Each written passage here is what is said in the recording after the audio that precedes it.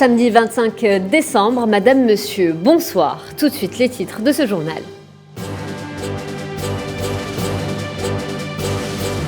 Mali, le gouvernement réagit et dément l'information concernant le déploiement de paramilitaires russes de la société privée Wagner.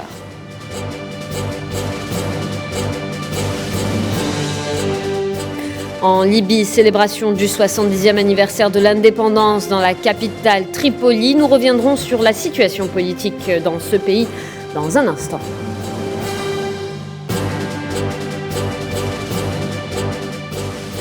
Chili, Gabriel Boric remporte les présidentielles avec 56% des voix. Dans le même temps, on note 45% d'abstention du corps électoral.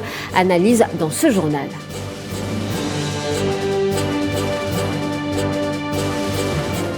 Économie, fin de la 29e foire de la production algérienne, une édition marquée par une participation notable des visiteurs et des records de vente.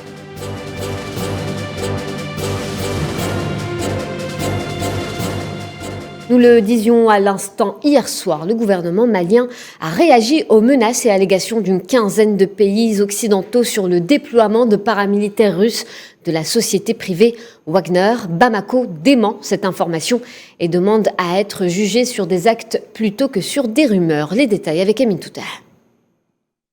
Un démenti formel du gouvernement malien suite à des présumées informations sur la présence du groupe paramilitaire russe Wagner sur le territoire malien. Bamako estime que ces allégations étaient sans fondement et exige que des preuves lui soient apportées par des sources indépendantes.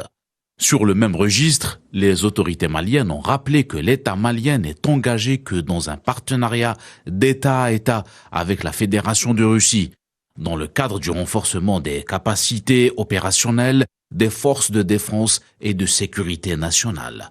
Le communiqué gouvernemental souligne que Bamako exige d'être jugé sur ses actes et non sur la base de rumeurs et tient à rappeler que l'État malien s'engage à un partenariat entre deux pays avec la Fédération de Russie. Ces développements surviennent dans un contexte particulier au Mali et dans la région marquée par la décision de la France de retirer ses troupes dans le cadre de la réorganisation de ses forces déployées dans la région du Sahel au titre de l'opération Barkhane. Au Niger, la force multinationale mixte de lutte contre Boko Haram a annoncé que 6 militaires nigériens et nigérians ont été tués et au moins 22 éléments de Boko Haram ont été neutralisés lors d'une opération conjointe menée par les forces armées nigériennes et nigérianes dans le bassin du lac Tchad, selon un communiqué publié vendredi par l'état-major du secteur 4 de la force multinationale mixte basée à Difa au Niger. Nouvelle journée de protestation au Soudan contre le régime en place. Les Soudanais ont battu le pavé aujourd'hui pour réclamer un gouvernement civil. Le pays peine à se remettre des tensions politiques liées notamment au dernier coup de force de l'armée ciblant le gouvernement en place depuis 3 ans. Souhila Akilal. Les Soudanais appelaient massivement à battre le pavé aujourd'hui à Khartoum, la capitale, en direction du palais présidentiel, pour revendiquer un régime civil à l'appel des comités de résistance soudanais. Le Soudan peine à se remettre des tensions politiques liées notamment au dernier coup de force de l'armée, ciblant le gouvernement en place depuis 3 ans. Les événements se sont accélérés depuis le 25 octobre dernier avec l'arrestation par l'armée du Premier ministre Abdallah Hamdouk, l'annonce de l'état d'urgence et la dissolution du gouvernement et du Conseil de souveraineté par le président du Conseil de transition, le général Abdel Fattah al-Burhan.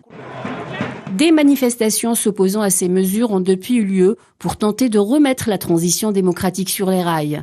Le 21 novembre dernier, le chef de l'armée, Abdel Fattah al-Burhan, et le Premier ministre Abdallah Hamdouk avaient signé un accord politique qui prévoit le retour de ce dernier à ses fonctions, la formation d'un gouvernement de compétences et la libération des détenus politiques. Les deux parties se sont engagées à travailler ensemble pour achever la transition démocratique. Si les pays et les organisations régionales et internationales dans les Nations Unies avaient salué cet accord, il a tout de même été rejeté par les forces politiques et civiles soudanaises. Toujours au Soudan, depuis le 25 octobre, 48 personnes ont perdu la vie dans des manifestations dans le pays. Un bilan qui s'est alourdi après le décès d'un manifestant des suites de ses blessures par une balle à la tête au soir du vendredi. Annonce faite par le comité des médecins soudanais, un comité non gouvernemental. En Libye, ils étaient des centaines à être descendus dans les rues de Tripoli hier pour fêter le 70e anniversaire de leur indépendance, une célébration qui, depuis l'intervention des forces de l'OTAN, se veut comme une démonstration de force du peuple libyen. Hier marquait la date qui devait coïncider avec le scrutin présidentiel reporté au 24 janvier prochain, même si pour le moment, la situation politique du pays reste incertaine. Tininen Makassi. Ce fut une semaine particulièrement mouvementée en Libye. L'annulation des élections présidentielles, un scrutin qui devait être organisé le 24 décembre. Une date symbolique pour les Libyens qui ont arraché leur indépendance il y a 70 ans à cette date. D'ailleurs, ils étaient des centaines à l'avoir célébré dans les 4 coins du pays. Concernant le 24 janvier, n'est pas encore sûr, ça reste une simple proposition. Les négociateurs veulent donner une chance aux candidats de s'entendre entre eux et d'aller vers un consensus commun. Les élections sont un enjeu majeur pour les grandes puissances. D'ailleurs, certaines d'entre elles ont réagi très vite à ce report, qui perturbe leurs agendas. Dans une déclaration conjointe, des porte-paroles des ministères des Affaires étrangères de la France, de l'Allemagne, de l'Italie, du Royaume-Uni ainsi que les États-Unis ont appelé à la tenue des élections présidentielles rapidement. La tenue, le report, la date des élections sont aussi soumis à des intérêts mercantiles au niveau des forces internes. Certains affirment vouloir que le report se fasse d'au moins de 3 mois ou plus, mais leurs raisons sont individuelles. Ils ne pensent pas à l'arrêt de la Libye, puisque le Tchao les arrange. Ils ont aussi peur de la construction d'un État libyen, puisque ce scénario voudrait aussi dire une justice qui demandera des comptes à toute personne qui a eu un rôle destructeur ces 10 dernières années. 10 ans après les interventions de l'OTAN, le pays semble être pris au étau, coincé dans une impasse qui sert les intérêts des grandes puissances et leurs relais internes. Actualité continentale toujours. En Gambie, la commission chargée d'enquête sur d'éventuels crimes commis sous la présidence de Yahya Jammeh recommande aux autorités une action judiciaire à l'encontre de l'ancien président et des complices présumés. Pour rappel, Yahya Jammeh a quitté le pouvoir après les présidentielles de 2016. C'est un récit de Amin Touta. Après plus de 3 années d'audition, une commission gambienne recommande une action judiciaire à l'encontre de l'ancien dirigeant Yahya Jammeh pour des faits liés à des assassinats et de tortures durant son règne sur le pays pendant 2 décennies. Une étape importante dans le processus de la levée du voile sur l'ère Jammeh menée par son successeur Adama Barrow. Le président gambien s'était engagé à mettre en place la commission Vérité, Réconciliation et Réparation. Les auditions ont vu passer des centaines de témoins concernant des violations de droits humains commises entre juillet 1994 et janvier 2017 et dont les victimes réclament justice. Les autorités gambiennes ont maintenant 6 mois pour trancher sur le rapport de la commission. Arrivé à la tête du pays par un coup de force, Yahya Jammeh accède à la présidence en 1996. Après plus de 20 ans passés à la tête du pays, il cède le pouvoir à l'issue du scrutin présidentiel de 2016, qu'il a contesté et contraint à s'exiler sous la pression extérieure, notamment de la CEDEAO, Communauté économique d'États d'Afrique de l'Ouest. Selon les autorités saoudiennes, 2 personnes, dont un saoudien et un yéménite, ont été tuées hier, vendredi, dans une attaque imputée aux Houthis à Jazan, une région saoudienne à la frontière du Yémen. 3 autres personnes ont péri et 6 autres ont été blessées lors de frappes aériennes de la coalition au nord-ouest de la capitale yéménite Sanaa, tenue par les Houthis. Les victimes sont 3 civils, dont un enfant et une femme. L'attaque a eu lieu dans la ville d'Adjama.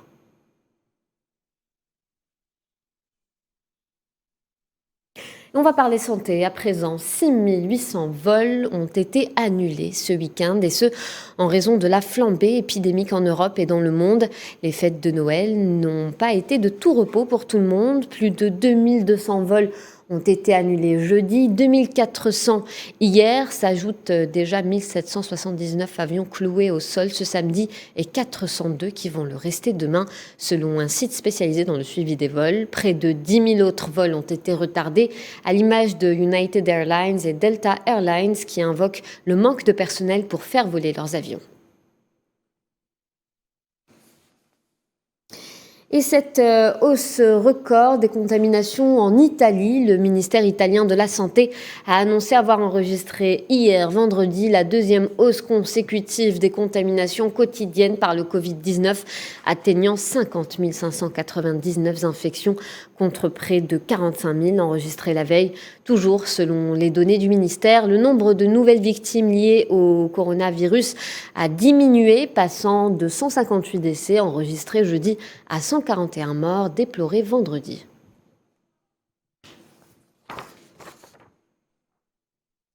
Et face à la propagation fulgurante du variant Omicron aux États-Unis, l'État de New York redoute une pénurie de personnel dans les services publics essentiels. Pour cette raison, à partir de lundi 27 décembre, les travailleurs essentiels complètement vaccinés pourront retourner travailler 5 jours seulement après avoir été testés positifs au Covid-19 sous certaines conditions. Et puis cette bonne nouvelle pour les voyageurs en provenance de 8 pays africains, dont l'Afrique du Sud.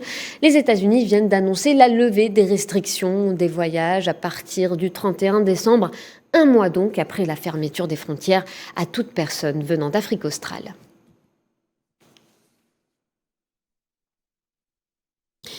Et puis cette affaire du décès d'un Algérien en Belgique, il s'agit de Mohamed Amin Berkane, 26 ans. Il est décédé dans les locaux de la police belge durant son interpellation. Le ministre conseiller en charge des affaires internationales au sein de l'ambassade d'Algérie en Belgique, Taufer Mahi, affirme que l'ambassade a entamé des démarches officielles auprès du ministère belge des Affaires étrangères. Elle a également saisi la justice.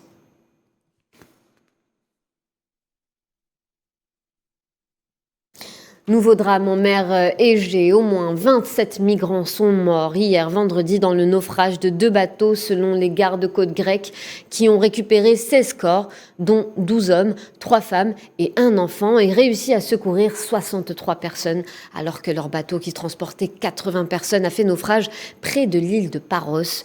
Plus tôt dans la journée, 11 corps avaient été récupérés après le naufrage d'un bateau avec une centaine de migrants à bord échoué jeudi sur un îlot au nord de la Crète.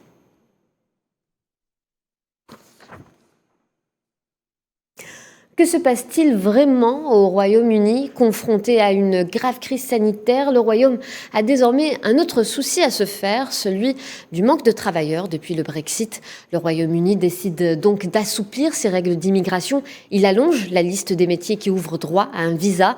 Même si un manque flagrant de main-d'œuvre touche le secteur de l'agriculture, l'urgence est au renforcement des équipes de soins, aides-soignants et auxiliaires de vie compris. Mohamed Amin Berkane.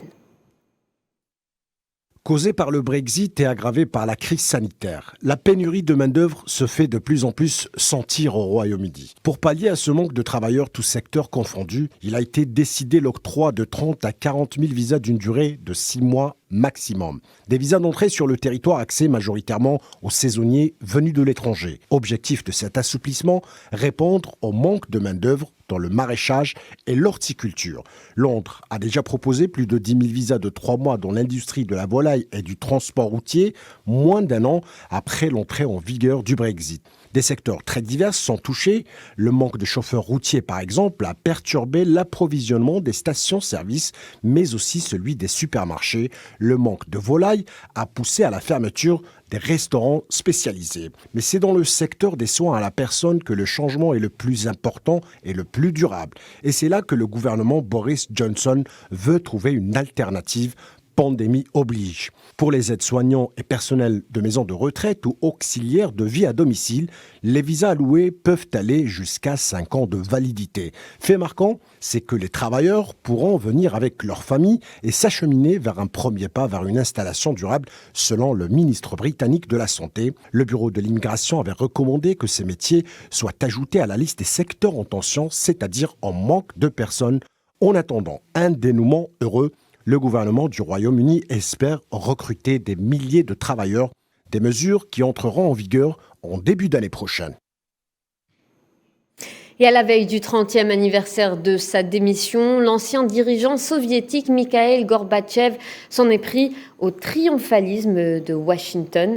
La crise russo-occidentale actuelle trouve son origine dans l'arrogance américaine après la chute de l'URSS. Mikhaïl Gorbatchev, 90 ans, a expliqué, je cite, « Ça leur est monté à la tête, l'arrogance, l'autosatisfaction.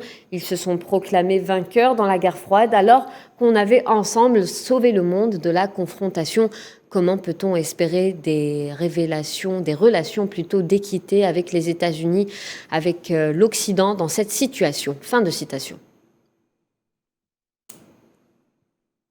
En Ukraine, le ministère russe des Affaires étrangères a annoncé avoir convoqué le chargé d'affaires ukrainien après le jet d'un cocktail Molotov à l'entrée du consulat russe dans la ville ukrainienne de Lviv. Selon un communiqué du ministère russe des Affaires étrangères, le ministère a adressé une protestation ferme au chargé d'affaires et a exigé que l'Ukraine assure la sécurité de la mission diplomatique russe conformément à la Convention de Vienne sur les relations diplomatiques. Russie, toujours, un tribunal russe a condamné la compagnie américaine Google à une amende de plus de 98 millions de dollars pour ce qu'il a qualifié d'irrégularité administrative. C'est le tribunal de district Kadensky dans la capitale Moscou qui a déclaré qu'il avait infligé à la compagnie une amende administrative de 7,2 milliards de roubles, soit 98,4 millions de dollars. Une autre condamnation a visé Meta, maison mère de Facebook, 23 millions d'euros pour n'avoir pas supprimé des contenus interdits. Dans un communiqué sur son compte Telegram, le service de presse des tribunaux de Moscou a précisé que les géants californiens avaient été reconnus coupables de récidive. Le Premier ministre pakistanais Imran Khan a salué les déclarations du président russe Vladimir Poutine, rejetant toute insulte au prophète Mohammed sous le prétexte de la liberté d'expression. Imran Khan a déclaré sur Twitter, je cite, « Je salue les propos du président russe Vladimir Poutine qui confirme mon message, soulignant qu'insulter le prophète Mohammed n'est en aucune façon synonyme de liberté d'expression. »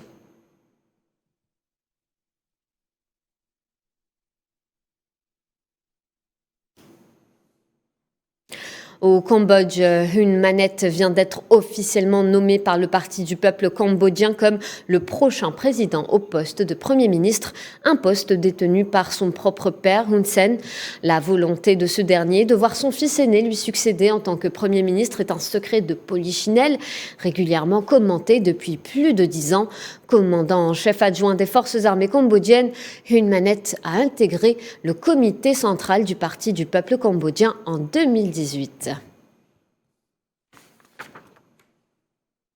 Nous le disions en titre, les résultats officiels des élections présidentielles au Chili ont débouché sur la victoire nette et sans appel de Gabriel Boric avec 56% des suffrages exprimés et un taux d'abstention de 45% du corps électoral. C'est une analyse de Sofiane Baroudi.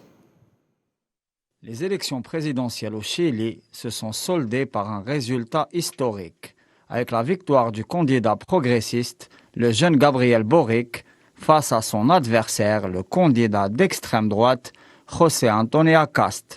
Cette échéance électorale était très importante, alors que le pays traverse une longue crise ponctuée par un mouvement populaire d'ampleur, commencé dès 2019 contre le président sortant Sebastián Piñera, qui a eu toutes les peines du monde à mater ces protestations, même en usant et abusant de l'outil répressif. Le processus a débouché sur l'élection d'une assemblée constituante qui s'occupe en ce moment même d'élaborer le projet de nouvelle constitution pour finir d'enterrer la version pinochiste qui a survécu à la transition démocratique entamée dès 1988 dans ce pays sud-américain. Le président chilien élu à la tête de la liste Apruebo Dignidad, Gabriel Boric, est d'ailleurs une figure du mouvement social. Leader des grandes mobilisations estudiantines de 2011, contestant le système d'enseignement privé imposé par la dictature néolibérale initiée par le coup d'État de 1973 et l'assassinat de Salvador Allende. Le président élu, Gabriel Boric, est né en 1986. Il a à peine l'âge minimum pour être élu président, 35 ans justement. Sa directrice de campagne, Isquia Siches, présidente du Collège médical du Chili, est née elle aussi en 1986. Camilla Vallejo, ancienne leader estudiantine de 2011, comme Boric, est née en 1988 et elle est la présidente du groupe parlementaire du Parti communiste. Le député de Revolución Democrática, l'un des partis les plus importants du Frente Amplio, avec celui dirigé par Boric, Convergencia Social, Convergence Sociale, et Giorgio Jackson. Et il est né en 1987. Jorge Sharp, maire de gauche récemment élu à Valparaiso, la deuxième ville du pays, est né en 1985. Iracy Hassler, maire communiste de Santiago Centro, est né en 1990. Cette victoire électorale ouvre certainement un nouveau cycle politique en Amérique du Sud et confirme la tendance des 2 dernières années qui ont vu la gauche patriotique se maintenir au Venezuela, en Bolivie et au Nicaragua et gagner les élections au Mexique avec le président Juan Manuel López Obrador du PRD ainsi qu'au Pérou avec l'accès à la magistrature suprême du syndicaliste Pedro Castillo. Près de 50 ans après l'opération Condor et à la suite d'un long cycle de tyrannie néolibérale au parfum souvent fascisant en Amérique latine, un nouveau souffle a l'air d'ouvrir de nouveaux horizons sur le cône sud en ce moment. Cuba frappé de plein fouet par l'inflation. Selon le ministère cubain de l'économie, la hausse des prix à la consommation atteindra 70% en 2021. Plusieurs facteurs expliquent cette inflation. Le plus important étant la réforme d'unification monétaire de l'île, entrée en vigueur en janvier, ce qui a eu pour conséquence une forte dévaluation du peso local. Autre raison invoquée, le renforcement de l'embargo américain sous l'ère Trump qui complique le commerce avec les autres pays. La pandémie a aussi terrassé l'industrie touristique, le moteur économique du pays. Retour en Algérie pour continuer à parler économie. Après 12 jours d'exposition, la 29e foire de la production algérienne prend fin aujourd'hui. Intervenant dans un contexte de pandémie particulier, cette édition a été marquée par une participation notable de visiteurs et des records de vente des produits exposés. Mohamed Wali Ben Chaban. La 29e édition de la foire de la production algérienne ferme ses portes aujourd'hui au grand public. Malgré une situation pandémique particulière, une affluence remarquable a été enregistrée au cours de cet événement. Il y a eu une participation massive, que ce soit au niveau des entreprises ou bien même des visiteurs, malgré la pandémie. Parce qu'au début, on croyait qu'il n'y avait pas assez de visiteurs à cause de la pandémie, mais au contraire, il y a eu beaucoup de visiteurs, beaucoup ceux qui ont été intéressés par nos produits. D'ailleurs, nous sommes une entreprise dans la chimie industrielle. On produit tout ce qui est plastique et caoutchouc, verre, papier, détergent. L'inflation et la détérioration du pouvoir d'achat est un phénomène mondial, ayant secoué même les grandes puissances économiques. Malgré que la conjoncture actuelle, néanmoins, les entreprises ont essayé un petit peu de maintenir le cap et produire des produits qui sont consommables. Les exposants ont profité pour proposer des produits à des prix compétitifs et promotionnels afin de commercialiser leur production. On a fait le maximum possible afin de garder des prix raisonnables pour pouvoir vraiment commercialiser le produit et que même s'il y a cette augmentation, le grand public arrive toujours à acheter ces produits.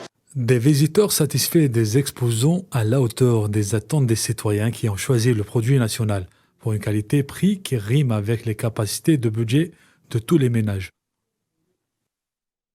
On va parler sport à présent avec cette triste journée pour le football algérien. Le stade du Martyr Bouakel d'Oran a été cet après-midi le théâtre d'un véritable drame avec la mort du capitaine de l'équipe du Mouloudia de Saïda, Sofiane Loukar, en plein match lors de la 10e journée de championnat algérien de 2e division face à l'ASMO d'Oran. Le joueur a subi une blessure au niveau de la tête survenue à la suite d'une collision avec un joueur de l'ASMO. Après des tentatives de réanimation, des staffs médicaux des deux clubs, en vain, le jeune capitaine local a rendu l'âme. À Dieu nous appartenons et à lui nous retournons. On va parler culture, cinéma, festival du film de la Mer Rouge qui avait déroulé le tapis rouge en ce début de mois et a clôturé le 15 décembre dernier. Retour en images sur ces journées qui ont marqué l'histoire des célébrations cinéma de l'Arabie Saoudite. Amira Bédia. C'est dans une ville cosmopolite ouverte au monde que s'est déroulé le Festival international du film de la Mer Rouge. Jeddah a accueilli durant 9 jours consécutifs une centaine de films venus de tous les continents. Des acteurs, réalisateurs et personnalités de renom ont foulé le tapis rouge pour présenter leurs films dans ce premier événement d'envergure, pas que cinématographique, mais aussi historique. Des projections, des conférences, mais aussi des workshops dans le but d'échanger avec les professionnels du domaine cinématographique. À l'honneur, Haïfa Al-Mansour, la première femme réalisatrice saoudienne qui avait reçu de nombreux prix à l'échelle internationale avec son film Wajda. Le prix du meilleur film au Festival de la Mer Rouge a été décerné à Levan Kongouchvili pour son film Breakthrough Fourth. Quant à Hamza Kadjanjoum, il a remporté le prix du meilleur film saoudien avec son film Rupture. Le film Tu me ressembles de Dina Amer avait remporté le prix du public. Bien. Votre candidature est, disons, surprenante. Et juste avant de se quitter, on va s'intéresser à ce qui a marqué Internet cette semaine. C'est la Minute Web de Safouane Ben Sabri.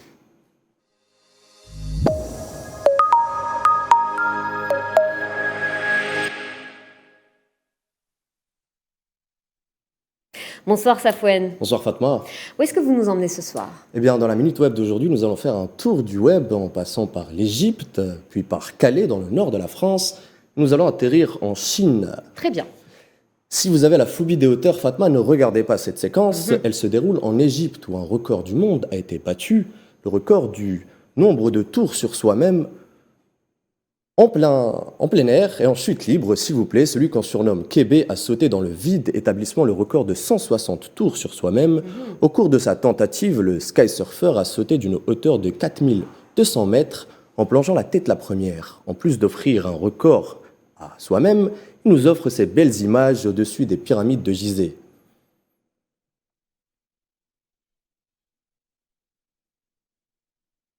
Si je vous dis qui fait le malin, Fatma?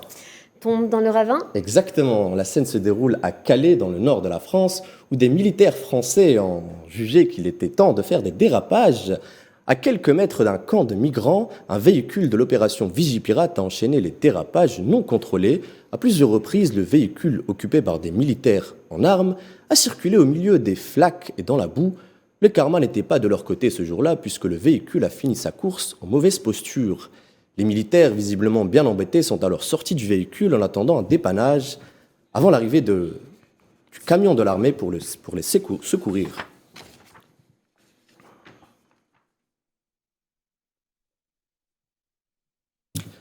Est-ce que vous aimez les animaux, Fatma?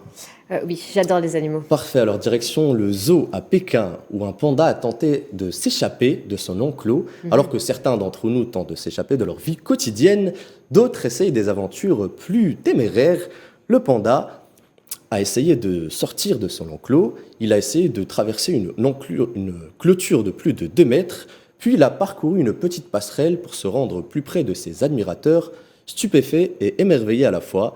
Le panda se serait échappé pour partir à la recherche de nourriture qui tardait à venir, les agents de sécurité du parc sont intervenus pour établir un périmètre de sécurité, faisant reculer la foule. Très bien. C'est la fin de cette Minute Web. Merci Safwan Ben Sabri. Merci à vous, Fatma. Et c'est également la fin de ce journal. Merci de votre attention. Retrouvez Riyad Lahri demain pour votre journal du 13h. Tout de suite, un point météo avec Amel Lamziane Zitouni. D'ici là, passez une excellente soirée sur Al 24 News.